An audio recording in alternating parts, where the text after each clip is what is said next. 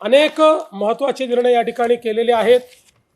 विरोधकांनी जे प्रश्न उपस्थित केले त्यालाही योग्य आणि समर्पक उत्तर हे देण्याचा प्रयत्न आम्ही केलाय आणि अंतिम आठवडा प्रस्तावाच्या माध्यमातून राज्याची पुढची वाटचाल काय असणार आहे हे सांगण्याचा प्रयत्न देखील या ठिकाणी आम्ही केलेला आहे। मला असं वाटतं की एकूण सत्तारूढ पक्ष म्हणून झालेल्या कामकाजावर आम्ही समाधानी आहोत।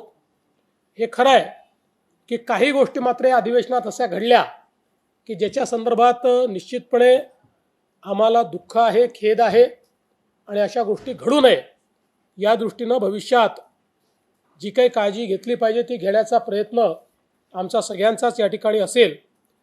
मला असं वाटतं की विरोधी पक्षाच्या वतीनं हवेतले आरोप हे मोठ्या प्रमाणात करण्यात आले।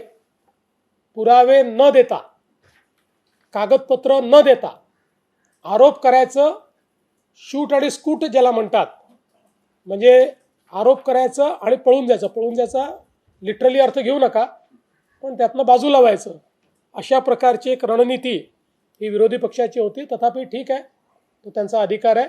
आम्ही मात्र प्रत्येक गोष्टीला नीट पुराव्याविषयी त्या ठिकाणी उत्तर दिलेलं आहे।